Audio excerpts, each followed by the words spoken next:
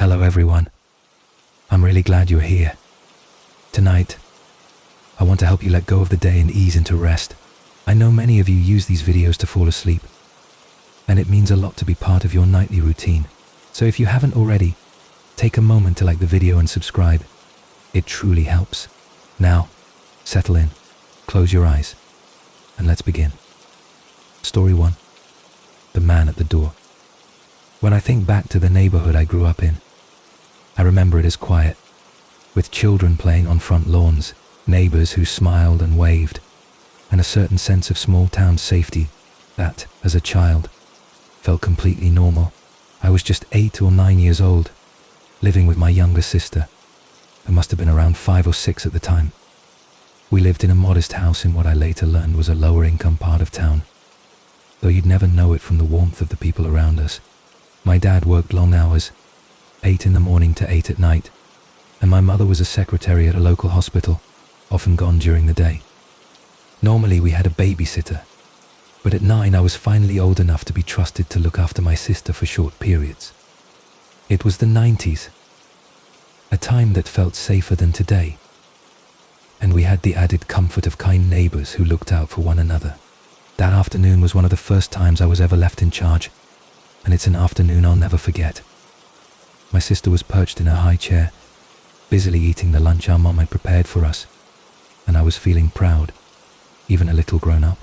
I remember the quiet of the house, the stillness of early afternoon light coming through the windows, and then the sudden knock at the front door. We rarely had visitors, especially during the day. My first thought was that it might be the boy from across the street wanting to play, but it wasn't his usual excited knocking. Cautiously, I approached the door. We had a locked screen door that my parents always kept secure, and I made sure it was still latched before opening the inner door to see who it was. Standing outside was a middle-aged man I didn't recognize. I don't remember much about his face now. It's mostly faded with time, but I do remember his yellow shirt, dirty jeans, and the unease that slowly crept up my spine as he smiled at me and said, "Hey there, are your parents home?" That question alone should have been enough to raise alarms, and somewhere in my young brain, I remembered my parents' warnings about strangers. I told him that my mom had just gone to the store and would be back any minute, hoping that would be enough to send him on his way. I wasn't yet fully aware of the danger, but instinct told me not to say we were alone. He smiled again and said something that made my stomach tighten. "That's no problem," he said. "My dog went missing, and I think it might have wandered into your backyard. You mind if I come in and help me look for it?" I froze. I loved dogs, and part of me really wanted to see if there was one back there, but something didn't feel right. I knew I couldn't let him in, not with my sister just a few feet away. I shook my head and told him that if the gate was unlocked, he could check the backyard himself. Then I quickly closed the door. I thought I'd handled it pretty well. I even found myself curious, wondering if there really was a dog out back. Part of me hoped there was, so I went to the back window to look, expecting to see the man walking along the fence or calling for his lost pet. But when I peeked through the curtains, the yard was empty. No man, no dog, just the swaying trees and the hum of summer stillness. It had only been moments since I'd shut the door. Where could he have gone so quickly? I waited a few more minutes, half expecting him to show up in the backyard, but the longer I waited, the heavier the silence became. Then came another knock. This time I didn't open the door fully. I kept the chain on and cracked it just enough to see his face again. "Did you find your dog?" I asked, my voice a bit more guarded now. He sounded different. His tone was more urgent, a little annoyed. "Nah, I didn't see him," he said, "but I've got a picture in my car, if you want to take a look, just in case you see him around." I didn't understand abduction or manipulation at that age, but I knew something wasn't right. I told him he could leave the picture in the mailbox, and that we'd keep a lookout. Then I shut the door again, harder this time, my heart thudding louder now. That's when things took a darker turn. Almost immediately, there was another knock, but this one wasn't on the screen door. It was on the front door itself.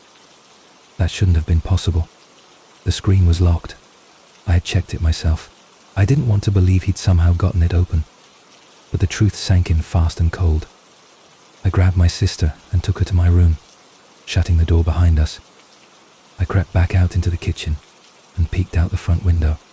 I saw him sprinting back to a car parked at the curb, but what really caught my eye was our neighbor, an older woman named Mrs. Jones, standing in her yard, arms crossed, glaring at him like a protective guardian.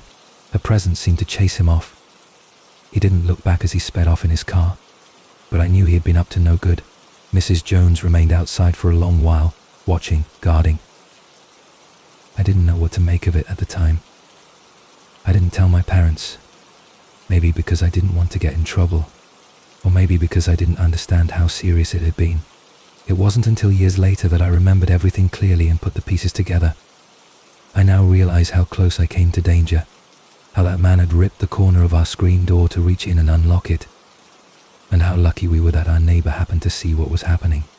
My dad thought the tear in the door was just wear and tear, or that we kids had caused it, but no, it was sabotage.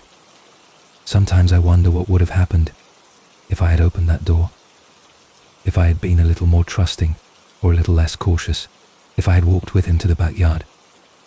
If my neighbor hadn't been watching, it sends shivers down my spine even now, years later, and while I still haven't told my parents, I've told this story to my younger sisters, because if there's any lesson in it at all, it's that we should always trust our instincts, even when we don't fully understand why. That uneasy feeling in your stomach, it's there for a reason. As kids, we think of danger as something big and loud, monsters, villains, disasters, but sometimes it's as quiet as a knock on the door in the middle of the afternoon. Sometimes danger wears a smile, speaks softly, and asks about your parents. And sometimes safety looks like a neighbor standing silently on a front lawn, making sure a child stays just a little longer behind a locked door. Story 2. The woman at the bus stop. I've lived in Texas most of my life, and over time I've become familiar with all kinds of strange behavior. As a 30-year-old woman who doesn't drive, I depend on public transportation to get to work in the city.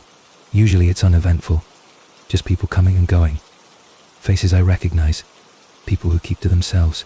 But something happened recently that completely shook my confidence in the safety I'd grown used to. It was just a normal weekday, and I had stopped by the store after my shift to pick up some soda before heading to the bus stop for the ride home. I had a reusable bag with 2 liters of soda in one hand and my purse in the other. As I approached the bus shelter, I noticed a woman already sitting there. I was tired, and my feet ached from standing all day. Normally I would just stand nearby, especially if someone else was occupying the bench, but today I considered sitting down until I heard her muttering. At first I didn't pay it much attention. I've seen all kinds of people using the bus. Some talk to themselves, others are just lost in their own world. But there was something different about her tone, something sharp and unhinged. Her bags were scattered across the bench, and her shoes were off, which already told me she wasn't just waiting for the bus. This was her temporary refuge. As I walked past, keeping my distance, I set my bag down a few yards away and pulled out my phone. I wanted to text my best friend to share what I was experiencing, mostly because I didn't know how to process the strange feeling creeping into my gut. Then, I started to hear what she was actually saying. Her voice was low and raspy, and her words weren't random. They were full of violence. "Don't call me sweetie. I'll murder you," she muttered with conviction, like she wasn't just imagining it but recalling a memory or making a plan. The tone sent a chill up my spine. I stood there, frozen in place, phone still in my hand, pretending not to notice her, hoping she would continue ignoring me. I was careful not to look directly at her. Any attention might be interpreted as provocation. I didn't want to make things worse. I just wanted the bus to show up and take me away from this increasingly threatening situation. Then her muttering took a turn, and suddenly, it was clearly directed at me. "Your phone doesn't scare me," she said, her voice sharp and deliberate. I still hadn't made eye contact, hadn't spoken a word, but she knew I was there. Somehow she had decided I was her target. When I dared glance sideways, I saw she had moved closer. She was now just outside the shelter, staring at me with a look of absolute hatred in her eyes. Her expression wasn't simply angry, it was deranged. There was still a bit of distance between us, but it didn't feel like enough. My bag was at my feet, but I didn't dare lean over to pick it up, not if it meant giving her an opening to close that gap. She started ranting again. "Stop calling me things. I won't worship you. I won't lose my morals for you." Her words made no logical sense, but there was a rhythm to them, an escalating tension that kept building. She seemed caught in a world where I had wronged her, and she was going to punish me for it. She shouted about murder, about wrapping her hands around my neck, and all the while, I just stood there, heart pounding in my chest, afraid to even breathe too loudly. I told myself the bus would be there soon. I told myself I'd be safe as long as I didn't provoke her, but her energy was growing more erratic, and I knew deep down I couldn't wait forever. She sat back down briefly, but even then, her eyes never left me. Her muttering never stopped. The tension hung between us like a wire pulled too tight. I wanted to move, to run, to scream, but I felt paralyzed. This was all happening on a major road. Cars flying by, people going about their lives, completely unaware that I was frozen in fear next to a woman who could snap at any moment. Then she jumped up again, her movements sharp and sudden, her words more forceful. That's when I knew I had to get out of there. There was no more waiting. It was now or never. As luck would have it, a man was crossing the street at that very moment. The second I saw him step onto the sidewalk, I reached down, grabbed my bag, and bolted. I didn't stop to see where the woman had gone. I didn't even look over my shoulder right away. I just ran to the next stop, breath short, panic thrumming in my chest like a drumbeat. Once I reached safety, I called the police, trembling as I recounted what had happened. I explained everything, the muttering, the threats, the way she stared at me like I was someone she had known and hated forever. I don't remember exactly what I said, only that I tried my best to give them a description, even though I hadn't dared look at her face directly for long. I didn't want to make it worse at the time. Not long after, a relative happened to drive by and offered me a ride home. I didn't hesitate for a second. I was still shaking, still replaying her words in my mind. I didn't even care that the bus never came. I just wanted to be as far from that bus stop as possible. Once I got home, I collapsed into a heap of relief and exhaustion. Later that night, I told my brother what had happened. He lives near that stop, and he told me she had been seen sleeping there for a few days. He had a minor encounter with her himself. It made sense. She wasn't well. She wasn't just angry. She was deeply lost in something dark and dangerous. The next morning I passed by the same stop on my way out, and she was gone. She wasn't there that afternoon either. Maybe someone else had called. Maybe the police had intervened. I didn't know. All I knew was that I hoped she was somewhere safe, getting help, far away from bus stops and strangers she believed were her enemies. Even now, I think about her sometimes. Her eyes, her words, the fear she struck in me. I don't feel anger. I feel sorrow. Somewhere deep inside her was a person who had lost touch with the world, and maybe with herself. I hope she finds her way back. But more than anything, I hope no one else has to stand where I stood, caught between fear and helplessness, waiting for a bus that never came. Story 3. The Man in the Brown Suit. When I was growing up in Wolverhampton in the West Midlands of the UK, life wasn't always easy. I was around 12 years old during this particular memory, and let's just say I wasn't living the kind of childhood you'd find in a picture book. I was already smoking, drinking, skipping school, and staying out far too late. My mother was often at work, so I had a lot of unsupervised time, which I didn't always use wisely. That morning, around 11 o'clock, I decided I wanted to buy some cigarettes, even though I was obviously too young to legally purchase them. Like many kids in my situation, I went to a small shop 1.5 miles from home called The Spar, and I stood outside with some money in my pocket, trying to work up the nerve to ask passing strangers if they'd be willing to buy them for me. The street where The Spar sat wasn't exactly quiet, but it wasn't bustling either. One side of the road was lined with houses, and the other had a row of hedges that opened into a massive, open field behind them. I stood about 10 paces from the shop entrance, scanning every passerby to see if they might be willing to help me. I asked a woman in her 40s with blonde hair and business clothes. She looked like the type who might smoke, but she shook her head and moved on. Then I asked a man who looked about 50, wearing jeans and a white shirt, but he didn't even acknowledge me. I was growing more desperate by the minute, deciding that the next person I saw I would ask, no matter what they looked like. That's when I saw him. A disheveled man was limping slowly down the pavement. He was dressed in dark brown, velvet textured trousers, and a similarly dirty jacket that buttoned up to the top. A black bowler hat sat crookedly on his head, and he looked like he hadn't had a proper wash in weeks. He must have been in his late 50s, maybe early 60s, and his limp was pronounced. Something about him made me hesitate. But desperation makes you bold. As he got closer, I asked him the same question I'd asked the others. "Excuse me, mate. Would you mind going into that shop and grabbing me a pack of cigarettes?" He paused, eyeing me curiously. "How old are you?" he asked. 15, almost 16, I lied. He nodded slowly, reached out his dirty hand, and asked what kind I wanted. I gave him the exact change for 10 sovereign cigarettes, and he shuffled into the shop. I was excited. Finally, someone had agreed. It wouldn't be long before I could head home, light up, and pretend to have come back from school like nothing had happened. A few minutes later, he returned from the shop and handed me a pack of 20. That immediately struck me as odd. I'd only given him enough for 10. Before I could even speak, he grabbed my arm tightly and pulled me close to his side.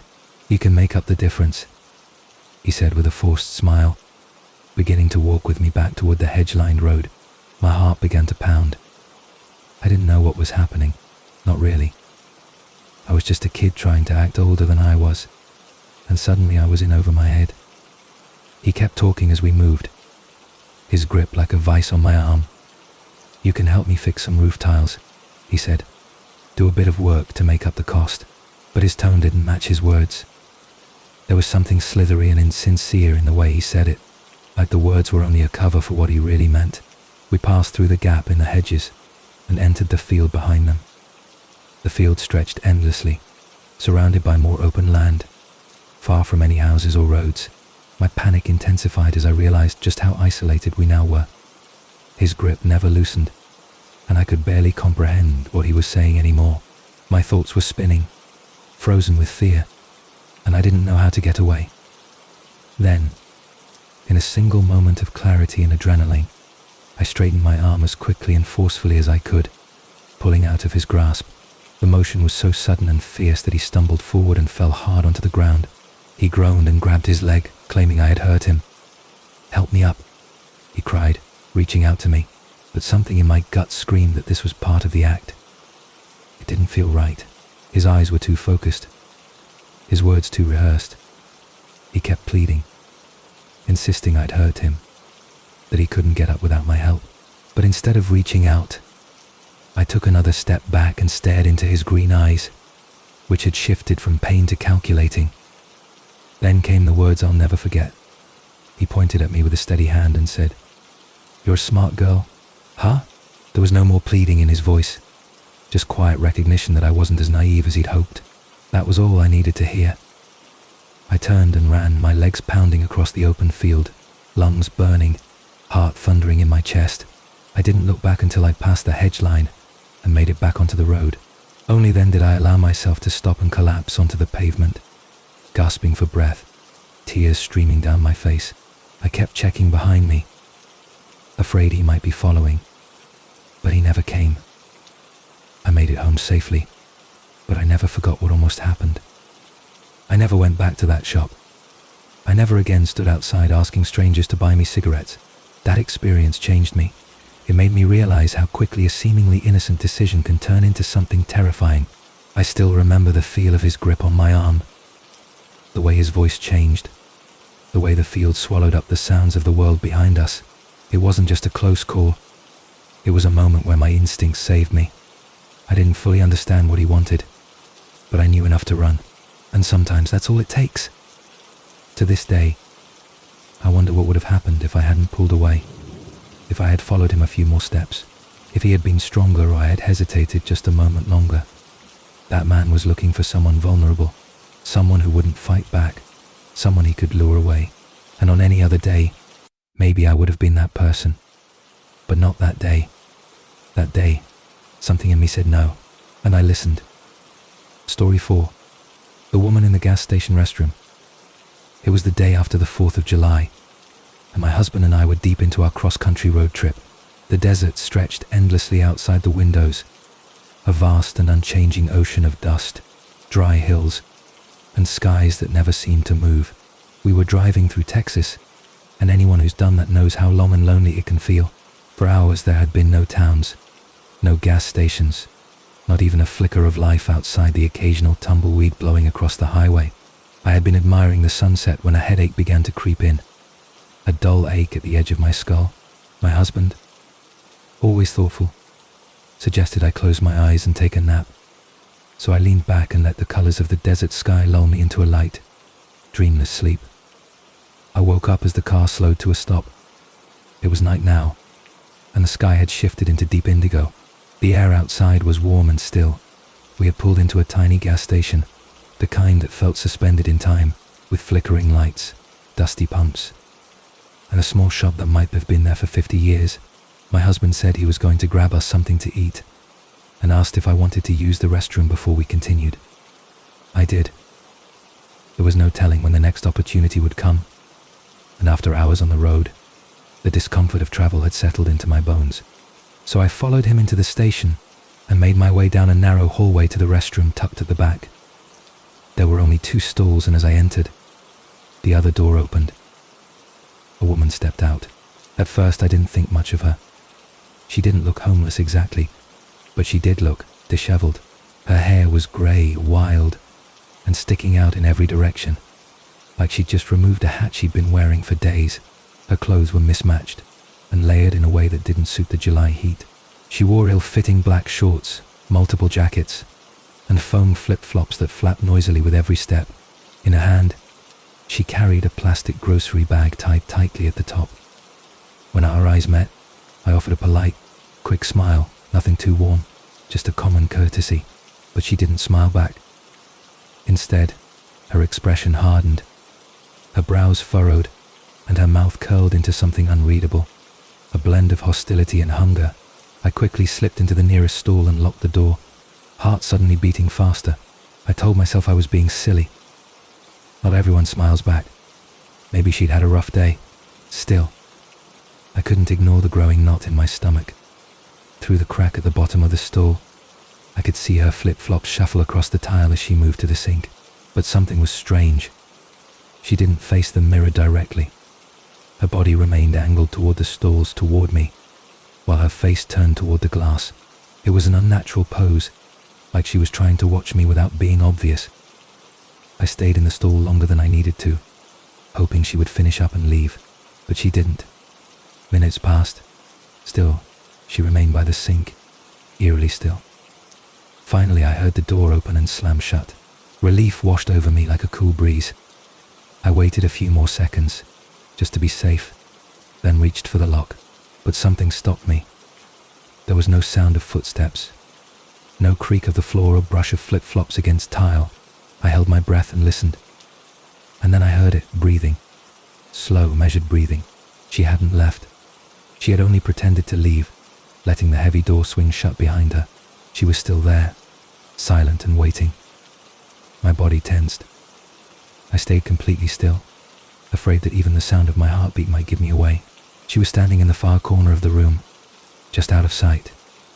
It had been at least 20 minutes, and still she waited. Time felt suspended, stretched unnaturally thin by fear. I couldn't fathom why she was doing this. What kind of person pretends to leave a restroom just to wait silently for someone to come out? The intent behind the act was far more frightening than anything she had said or done so far. My instincts screamed that something was deeply wrong, that she wasn't just unwell, she was dangerous. Eventually I heard her footsteps shuffle away. This time they were slow, deliberate, and unmistakable. I waited a few more minutes after she left, every second passing like molasses, then cautiously opened the door. I rushed to the sink, barely washed my hands, and made my way down the hallway. The air outside was thick and dark, The gas station lights cast long shadows across the pavement, and my eyes scanned frantically for her. I didn't see her at first, but when I looked closely, there she was, crouched just outside the front door, hidden in a sliver of darkness. She must have heard the door open because she stood up, startled, then turned quickly and walked around the side of the building. I darted to the car, heart pounding, and slammed the door shut. My husband turned to me, concerned. I told him I'd explain everything once we were safely back on the road, and I did. Every word, every detail spilled out of me like a flood. He listened, hand gripping the wheel tightly as we drove away from that strange little gas station. Later, when I told others what happened, some people guessed she was on drugs. Others suggested she might have been involved in human trafficking. I don't know what the truth is. I only know what I felt, the quiet, calculated malice of someone who wasn't just mentally unwell, but who wanted to hurt me. To this day, I think about what might have happened if I had unlocked that store just a minute earlier, if I hadn't trusted my instincts, if I had brushed it off and stepped into the open without hesitation. Sometimes the scariest part isn't the attack, it's the silence before, the eerie patience of someone willing to wait. I never figured out who she was, or what she wanted, but I know this, she wasn't just some harmless woman with a plastic bag and flip-flops. She was something else entirely, and I was lucky to walk away. Story 5. The late walk home from the fast food job. When I was 16, I landed my first job at a local fast food restaurant. It wasn't glamorous, but to me, it felt like independence. My goal was to save enough money to buy my first car. Until then, I walked to and from work.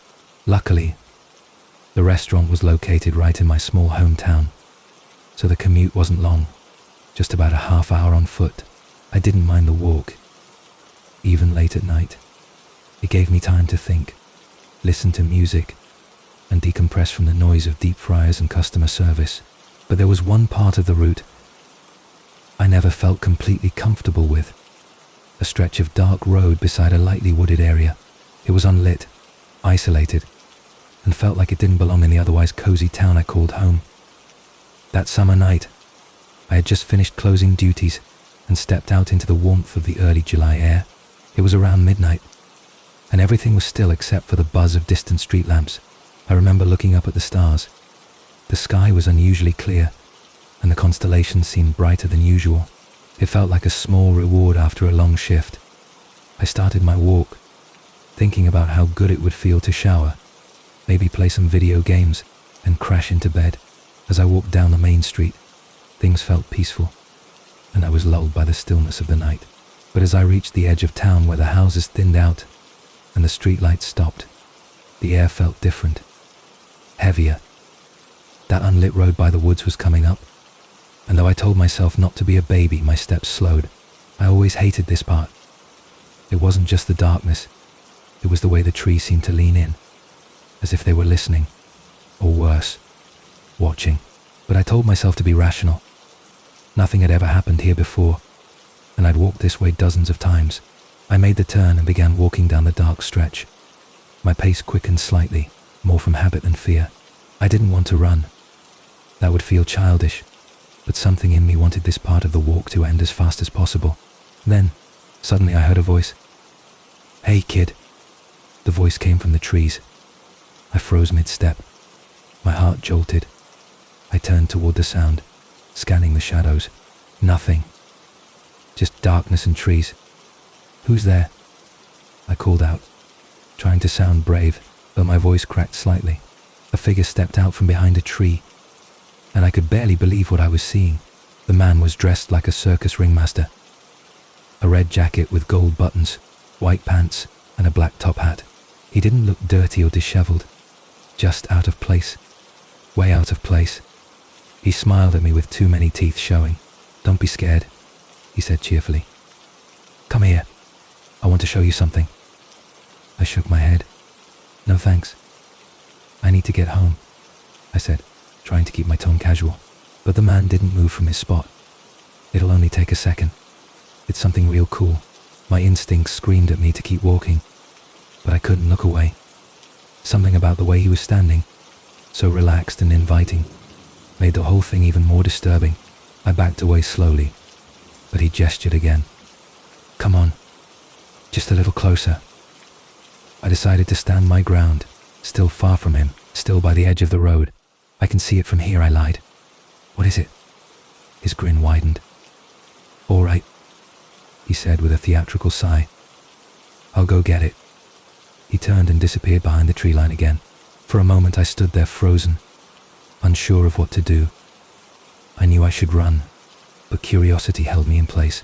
Then he re-emerged, holding something in his hand. My stomach dropped. It was grotesque, a stitched-together monstrosity. The top half was the head of a small chihuahua, the bottom half the tail end of a fish. It was poorly sewn together, matted with dried blood. One of the dog's eyes hung from its socket. "Look," he beamed proudly. "I found a Fiji mermaid." I didn't scream. I didn't speak. I just ran. I sprinted faster than I ever had in my life. My breath came in sharp, shallow gasps. My legs burned, and my heart pounded in my ears. I didn't dare look back, certain he might be chasing me, though I never heard footsteps behind me.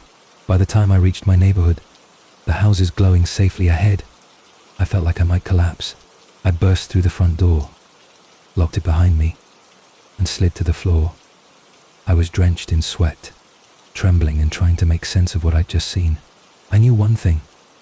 I wasn't walking that way home again. The next day, I couldn't stop thinking about it.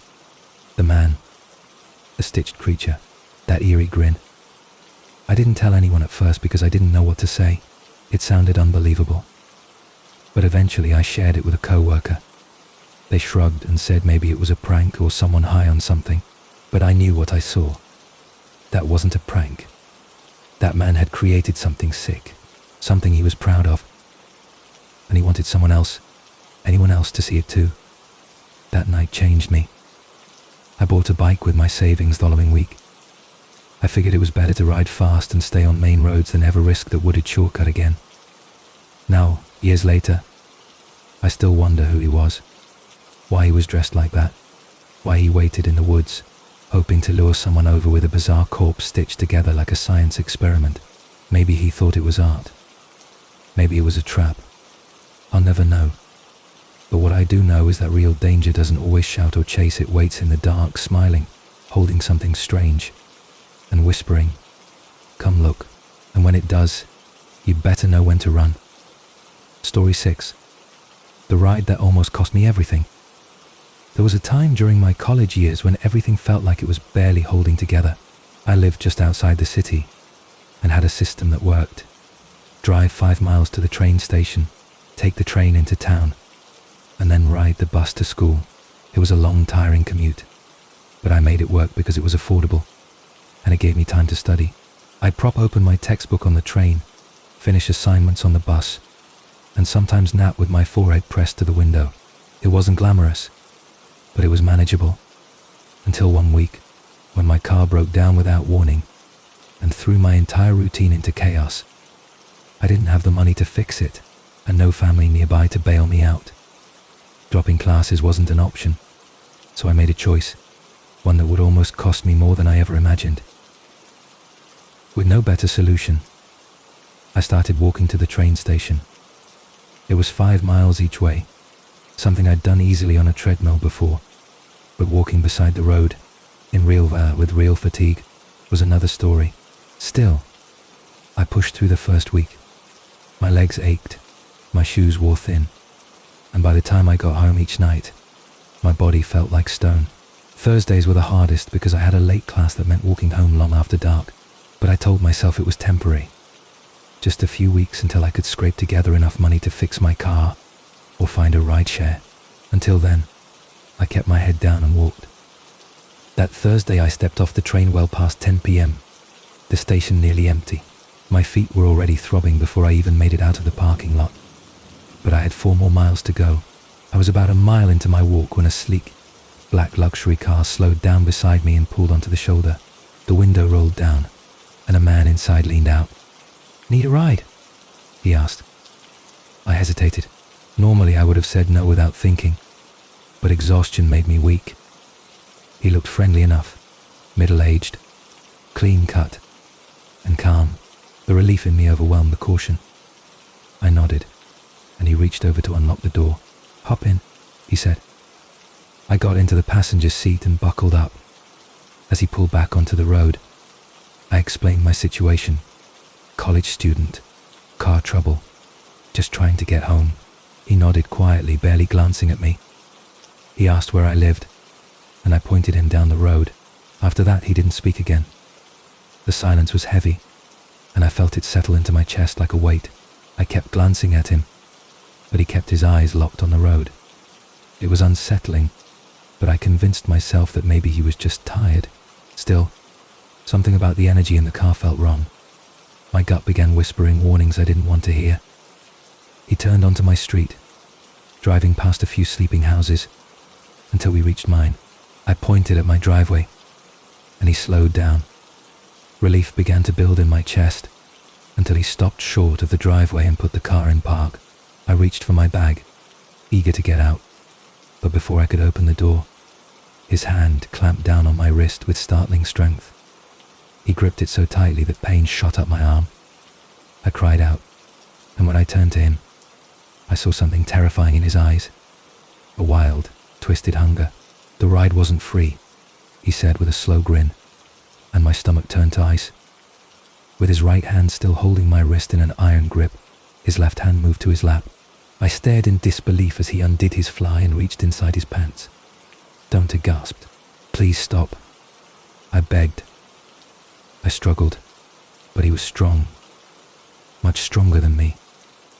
My hand in my ears, and panic surged through my veins. I yelled again, louder this time, hoping someone, anyone, might hear. But the houses were spaced far apart, and the night was too quiet. He began guiding my hand toward him, and in that moment, I knew I had to act. Desperation gave me clarity. I stopped resisting for just a split second and shifted my force downward, allowing his momentum to carry through. His own hand slammed violently into his groin, and he howled in pain, finally releasing his grip on my wrist. I didn't waste a second. I grabbed my bag, flung the door open, and bolted toward my house. My keys were already in my hand, and though they fumbled in my trembling fingers, I managed to unlock the door. As I threw it open, I looked back and saw him stumbling out of the car, doubled over in agony.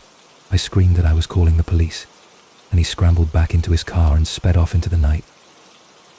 I locked the door behind me, collapsed onto the floor, and sobbed. I stared at the phone in my hand, still shaking, and wondered what might happen if I hadn't fought back. The next day, I went to school and posted a rideshare request on the bulletin board. Within hours, someone responded. They lived near me and commuted to the same campus. I could have been sharing rides all along, but I'd been too caught up in trying to do it all myself. I cursed myself for not reaching out sooner. It was a hard lesson, but one I never forgot.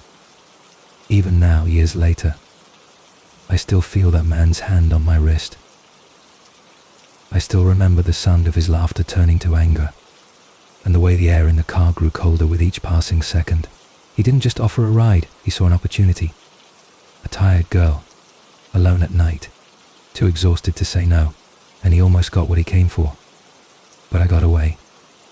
I made it home, and I promised myself I would never again ignore the voice inside me that says something isn't right. Story 7. The Voices in the Graveyard. There was a time during my high school years when my commute home always took me past a graveyard. It never bothered me. In fact, I found it strangely peaceful. I was a senior then, taking the train from a neighboring town, because the school district I attended offered better academics and a football program I was proud to be part of. Practice kept me late most evenings, especially during the autumn months. And by the time I was walking home, it was already dark. The chill in the air bit at my skin, and I'd often watch my breath fog into the night as I walked past the quiet rows of tombstones. Despite what others might think, the graveyard never frightened me. It was just another stretch of my routine, still, silent, and sacred. But one evening, that silence broke. It was late October, and the wind had a sharper edge. The trees along the graveyard fence whispered in long, shivering breaths. I was halfway past the cemetery when I heard it, a voice, faint and urgent. "Help me." I stopped cold. It didn't sound like a prank, and it didn't sound playful. It was soft, almost pleading, and it came from within the graveyard itself. I scanned the headstones, the pathways between them, and the towering tombs that lined the far side. At first I saw nothing, but then, near one of the larger monuments, a shadow darted behind the stone. I hesitated, trying to convince myself it was probably kids trying to scare someone. It was Halloween season, after all, and graveyards attract attention from thrill seekers. But that voice had sounded real, frightened even. I told myself I was being cautious, not paranoid, as I turned toward the low fence and stepped over it, my feet crunching on the dry autumn leaves. There was a paved path that wound through the cemetery, so I stuck to it, not wanting to disrespect any of the graves. My eyes adjusted to the darkness, and I kept my steps slow, listening for another sound, another cry, but nothing came. Only the distant rustling of trees and the pounding of my heart. I made my way toward the large tomb where I had seen the shadow, but before I could get close, movement caught my eye to the left. I looked up and saw them, 3 figures standing still among the graves. I couldn't make out any details, only silhouettes, like black statues against the night sky. They didn't move. They didn't speak. They just watched. The longer I stared, the more unsettling it became. They weren't crouched or hiding. They were simply there, standing behind the headstones, peeking out as if they'd been waiting for me. I wanted to call out, to ask what they were doing, but something held me back. For what felt like a full minute, we just stood in silence, me motionless on the path, and them unmoving in the distance. Then, as if someone had given them a signal, the 3 figures suddenly turned and ran, disappearing deeper into the cemetery. I couldn't tell if it was relief or something darker that filled me. I exhaled slowly and turned back toward the tomb, deciding to check it one last time before leaving. As I approached, I noticed the door wasn't just slightly ajar, it was damaged. The lock had been broken, metal twisted unnaturally, as if someone had forced their way inside. I pushed the door open, and a heavy smell of earth and rot hit me immediately. It was dark, but even in the faint moonlight, I could see something was wrong. The coffins inside had been pried open, and the remains removed. Bones, femurs, ribs, skulls, were scattered across the stone floor, but not randomly. They had been arranged. A large circle of bones took up the center of the room, with smaller circles spiraling inward. It looked ritualistic, deliberate, like something out of a nightmare. My stomach turned as I realized the desecration that had taken place here. This wasn't a prank. This was something sinister. I backed out of the tomb slowly, afraid to turn my back.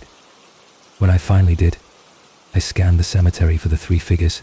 They were gone, swallowed by the darkness. I didn't run, but I walked briskly, almost tripping over the path as I made my way back to the fence. I didn't look over my shoulder again until I was on the sidewalk, with the cold metal rails at my back. I kept walking, faster now, and didn't stop until I was back home. I told my parents everything, about the voice, the shadows, the desecrated tomb. They called the police, and I filed a report that same night. I never heard back about the investigation. No arrests, no follow-up. As far as I know, nothing ever came of it, but something changed for me after that night. Every time I walked past the graveyard afterward, I felt watched, not just uncomfortable but seen. I'd catch glimpses of movement behind headstones. I'd hear the soft crunch of footsteps that didn't belong to me. Sometimes I'd see 3 shapes in the shadows, too still to be animals, too quiet to be imagined. I never stepped foot inside the cemetery again. That voice still echoes in my head sometimes. Help me. I don't know if it was a trap, a warning, or something else entirely, but it lured me into something I wasn't supposed to see, something human beings weren't meant to disturb. I used to find graveyards peaceful. Now I avoid them. Because sometimes, the dead aren't the only ones waiting there in the dark. Story 8.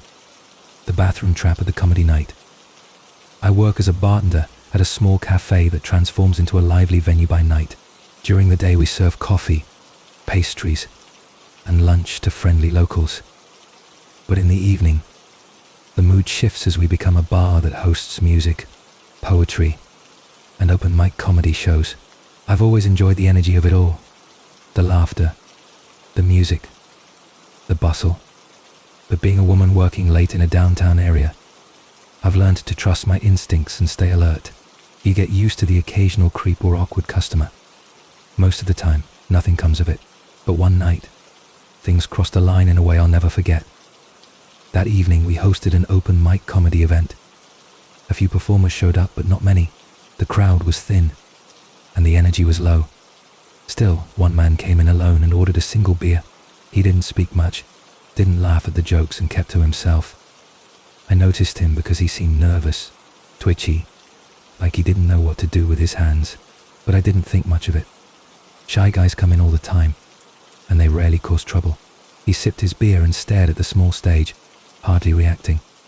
When the final performer left early and the crowd thinned out, we decided to close the cafe early. That's when things started to go wrong. As I was locking the front doors and preparing to close out the register, I saw the man walk quickly down the back hallway toward the restrooms. It struck me as odd.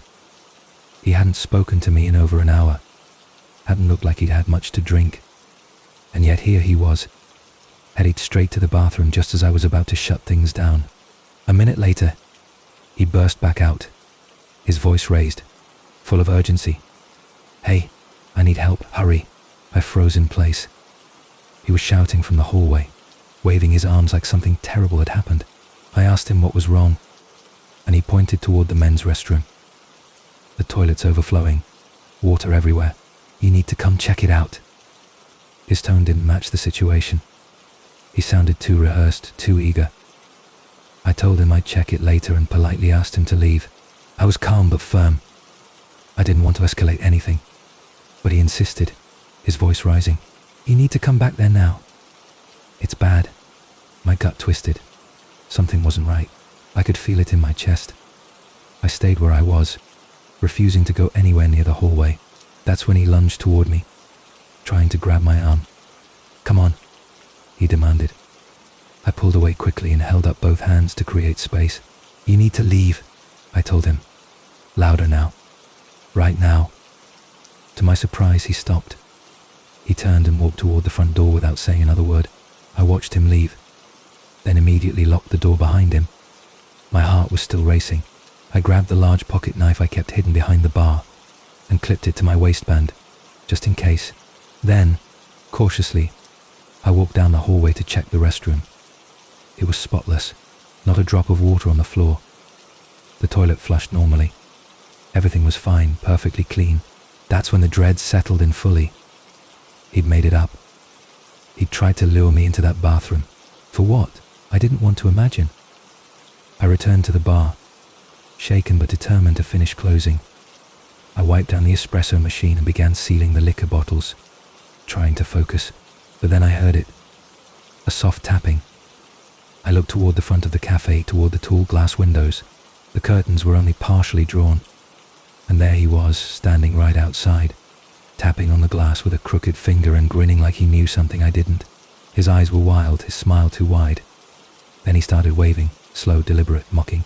He moved to the door and began yanking on the handle, hard. When the door didn't budge, he slammed both fists against the glass and shouted, "Open the door. I'm gonna kill you." The words rang out like a shot, slicing through the stillness of the cafe. My hands were shaking as I backed away from the bar and shouted back, "I'm calling the police." I reached for my phone and dialed 911, locking myself in the office.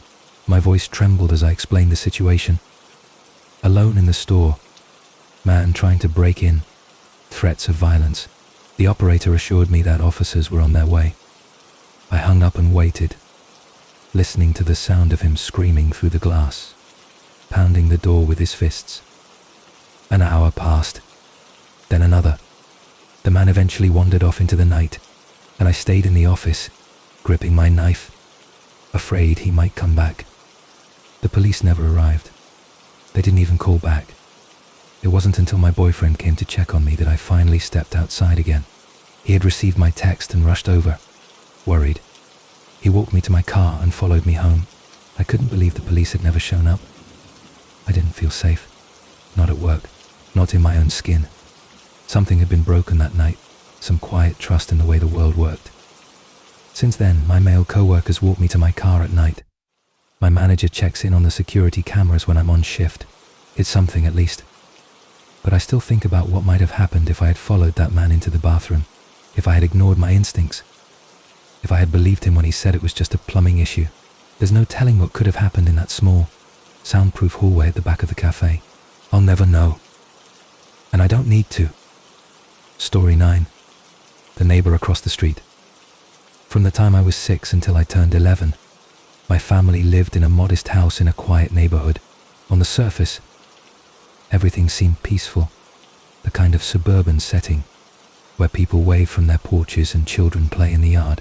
But there was one house, directly across the street from ours, that always felt different. From the day we moved in, the neighbors living there made it clear that they didn't like us. We never understood why. Maybe it was something as small as my mum accidentally parking on their side of the street the first week we arrived. But whatever the reason, a quiet war began between our households. A 5-year feud that slowly escalated into something unsettling and deeply personal. The father of that family, we'll call him Joe, was in his mid-40s, bald, stocky, and always carried an air of superiority. His father held some important position in the township, and Joe used that influence like a shield. He acted like the entire block belonged to him, as if the street signs bore his name. He would curse at us from his porch, accuse us of damaging his car, and glare through his windows at my mother and teenage sister with an intensity that made our skin crawl. But as strange and rude as he was, it wasn't until he installed the cameras that things truly turned dark. He told the police they were for catching vandals, but the lenses weren't pointed at his driveway or his property. They were pointed directly at our home, especially at my bedroom window. My mum didn't take it seriously at first. She thought it was laughable, petty even. But when friends of ours, other neighbors, visited Joe's house and mentioned seeing recordings of me through my window, the humor vanished. I was only 10 at the time. After that, the blinds in my room stayed closed. Curtains stayed drawn. My childhood sunlight turned to shadows, and I started to feel like a prisoner in my own home. But Joe didn't stop there. Our basement, which had outdoor access through a locked set of steps, started showing signs of forced entry. Tiny holes were drilled into our water pipes. At first we thought it was bad luck or natural wear and tear, but the damage continued, over and over again, even after we reinforced the doors with new locks. Eventually we had to nail thick wooden boards across the basement entrance to stop whoever kept sneaking in, and we were sure it was Joe. Who else would go to such lengths, target only us, and have the strange obsession with watching our house? But we had no proof, and the police never took it seriously. Then one night things took an even more chilling turn. My mum had gone to the store after dark. As she pulled into the driveway, her headlights illuminated someone sprinting away from our backyard and hopping the fence into the street. She couldn't see his face, but something told her it was Joe. The car he drove was parked right there, just idling. He didn't speed away or look startled. He just sat behind the wheel and stared at her, calm and unbothered. She came inside pale and shaking, convinced more than ever that he was behind everything. The break-ins, the cameras, the intimidation. She never got solid evidence, but she didn't need it. The feeling was undeniable. And when you know, you know. Joe always seemed to be watching, waiting, and daring us to react. We tried going through official channels, filed noise complaints, reported trespassing, but nothing stuck. Joe had connections, and no matter how many times we called, nothing changed. It was like fighting a ghost that lived across the street, always present but never caught. By the time I was 11, we'd had enough. My mom didn't announce our plans. She just made them quietly, efficiently. One day, a moving truck pulled into the driveway, and by sunset, we were gone. We didn't even say goodbye to the other neighbors. We packed, left, and never looked back. It felt like a long, slow exhale after years of holding our breath. And yet, even in our new house, that sense of being watched didn't disappear right away. It had been ingrained in us. A psychological scar left by 5 years of silent war. Every creak of a floorboard, every flicker of light outside the window, made us pause and wonder. Years later, my mum and I still talk about Joe from time to time. Not often, and not with anger, but with disbelief. We'll recall the little things. How he always seemed to be outside whenever we stepped onto our porch. How his cameras followed us more than his own family. How his presence poisoned what should have been a happy home. We don't know what made him like that. Maybe it was power. Maybe boredom, or maybe he was just someone who needed to feel in control of something. Anything. We'll never really know. What I do know is that no child should grow up afraid of opening their blinds. No family should have to board up parts of their home to feel safe. And no one should have to live across from someone who watches them not just with eyes, but with intention. Joe was never violent. He never attacked us. But he violated our peace, our privacy, and our sense of security. Sometimes, that kind of violation is just as damaging as anything physical. Now, when I visit neighborhoods with manicured lawns and friendly neighbors waving from porches, I still glance at the houses across the street and wonder who's watching whom. Because once you've lived across from someone like Joe, you never forget the feeling of curtains drawn tight, doors triple locked, and eyes, unblinking, watching from just across the road. Story 10. The knock that shouldn't have happened. It happened during one of those cold, endless winter nights when everything feels quieter than it should, as if the world itself is holding its breath. I was staying with my grandfather in his old countryside home, while my parents were away for the week. His house sat on the edge of a snowy clearing, with the nearest neighbor a mile down the road. It wasn't a scary place, at least not during the day. It had that rustic, comforting old wood and old books, and my grandfather was the kind of man who made you feel safe just by being near. But at night, something about the darkness around the house changed the way everything felt. The trees looked taller, the wind howled longer, and every sound seemed more intentional. It was the third night of my stay, and we had just finished watching a movie in the den. My grandfather was already nodding off in his recliner, so I gently turned off the TV and tiptoed upstairs to my guest room. I remember glancing at the clock on the nightstand. It was 11:42 p.m. I settled into bed and pulled the covers up to my chin, listening to the wind pressing against the windows. I had just started to drift when I heard it. A knock. It wasn't loud, but it was sharp, like the back of a single knuckle rapping once against wood. I opened my eyes and sat up. Another knock followed, then another. Not hurried, just steady. I waited, unsure if I'd imagined it. Maybe the wind, maybe a tree branch. But then the fourth knock came, louder this time. I got out of bed and crept to the window. I pulled the curtain aside and peered out into the night, expecting to see snow blowing across the porch, but there was no one there. I leaned closer, squinting to get a better look. And just as I did, another knock echoed, not from the front porch but from the back door downstairs. The hairs on my arm stood up. It didn't make sense. The back porch was completely enclosed, and you couldn't reach it without walking through a locked gate. My heart began to race. I crept out of my room and made my way quietly down the stairs, stepping carefully to avoid the creaky spots. The living room was dark, lit only by the blue glow of the microwave clock in the kitchen. I could see the outline of my grandfather still in his chair, snoring lightly. I didn't want to wake him yet, not unless I was sure. I tiptoed to the back door and pressed my face to the small glass window in the center. At first, all I saw was blackness. Then the motion sensor light flicked on, illuminating the porch. And that's when I saw it. A man, standing just beyond the door. He wasn't moving. He wasn't knocking anymore, just staring. He had no coat, no gloves, just a sweatshirt, jeans, and a hood pulled tight around his face. His hands hung limply at his sides, and he didn't look cold, despite the snow swirling around him. We locked eyes through the glass. He didn't blink. He didn't smile. He didn't even seem curious. He just stood there, like he was waiting for something. I backed away slowly, my breath shallow, trying to make as little noise as possible. I turned and hurried to my grandfather, shaking him gently. His eyes opened slowly. "Someone's at the door," I whispered. He sat up, rubbed his eyes, and followed me to the kitchen. But when we reached the door and looked through the glass again, the man was gone. No footprints in the snow. No shadows retreating down the steps. Just the wind. My grandfather turned on the porch light, opened the door, and stepped outside briefly, scanning the yard. Nothing. Probably some drunk lost from town, he said, though his voice didn't sound convinced. He locked the door tightly and drew the blinds, then sat me down and made tea for both of us. We stayed in the kitchen for another hour, lights on, speaking in hushed tones. Eventually, we went back to bed, but I didn't sleep much that night. Every time the wind knocked a branch against the house, I tensed.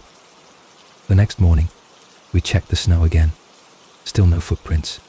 None at the back porch. None at the front door. It was as if the man had floated through the air. My grandfather and I didn't talk about it again. He never brought it up. And neither did I. Not even when my parents returned.